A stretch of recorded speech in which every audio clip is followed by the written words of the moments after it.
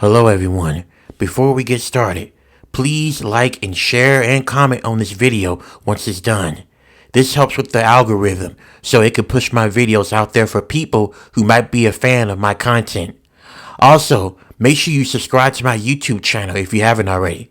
And make sure you cut on that notification bell so you can be notified whenever I release a new video. Thank you. To this day, I don't know what happened, and I don't know what went on, and I don't know if this was even real, or was I just hallucinating this. Maybe it was just because I was tired, or I was probably most likely half sleepy. This happened about 15 years ago. I was 14 years old at the time, and I was getting ready to head off to bed after playing video games all the way up until midnight with my friends. Afterwards, I got into bed, and I had the house to myself because my mom works overnight as a nurse. I was sleeping for about a couple of hours, knowing that my mom would not get in until around 9 o'clock a.m. As I was sleeping, I heard my door creak open. I looked up and I saw my mother's head sticking out. I was confused and I thought for a moment I was half sleepy, maybe seeing things. But when I rubbed my eyes, I still saw my mom. And I asked her, "Oh wow, Mom, you scared me. Did they let you off early or something? I thought you wouldn't be back till 9 a.m. That's what you told me." But she didn't say nothing. She didn't reply or anything. She just kept on looking at me. And then she slowly stuck her head out of my room. And then I heard slow footsteps walking in the hallway. I called out for her again. "Mom, are you okay? Did they send you home early because you wasn't feeling well?" But I did not get a response. Afterwards, I got out from the bed and I walked out of my room into the hallway. I saw her going into her room, but I noticed something was off about my mother. She was walking like she couldn't keep her balance. It was like a drunk person who had way too much drink and they were stumbling as they were trying to walk. I asked my mother once again, "Mom, are you okay? Why are you wobbling? Are you sick? Are you not feeling well? Mom, is everything okay?" But once again, I didn't get a response. She just went inside that room and closed the door. Afterwards, I was making my way back into my room. That's when I heard my phone dinging. I grabbed my phone and I looked at the message, and my stomach sank and my blood ran cold because it was a message from my mother.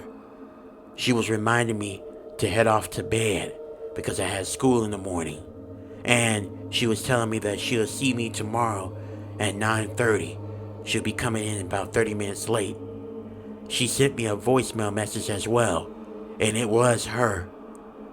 I looked on in horror into my mother's room, because if my mother was still at work, then who was the individual that had my mom's face and that headed into her room? I ran in there to check to see who it was, and I saw what I thought was my mom, but then something was off. It was taller, and I realized it wasn't my mom. The thing turned around, and it opened up its mouth and let out some inhuman noise. It sounded like a growl. I freaked out and I yelled, and that's when the creature, or wherever it was, started running towards me. I ran in my room fast and I closed the door. I put anything I could by my door to barricade myself in to make sure that creature wouldn't come in. It kept on banging on the door, and whatever it was, I knew for sure now it wasn't my mother. What felt like a couple of hours was actually only 30 minutes. And finally, this creature that had my mom's face stopped and everything went silent. And I remember hearing the front door open and close. I didn't want to step out of my room, but I had to. When I stepped out, I made sure the coast was clear. And then I went towards the living room and I closed the door. After that, I went back in my room and I barricaded my door. I did not fall asleep at all. I stayed up the whole entire night until my mother came in. When she came in, She saw that I had my door barricaded because she tried to open it. When I opened up the door finally, she looked around and looked at me in a concerned way. Honey, you need to get ready. You're going to be late for school. I'm sorry, Mom, but I really don't feel too good at all. I don't know. I think I'm running a fever. My mom felt my forehead and she determined that I was running a fever. I don't know what caused it, but I feel like it was the shock of what I saw. I didn't tell my mother about what I saw because I knew she wouldn't believe me, and I didn't feel like trying to convince her. I just laid in bed all day. After a while, I got better, and the next day I went to school. Since that incident, 15 years ago, I never mentioned it to anyone, not even my mother. I have no idea what I saw. I want to say I was probably hallucinating, I was tired, but it felt too real. Whatever it was, I decided to just leave it alone. I didn't want to know what it was. It was better for me mentally and for my insanity.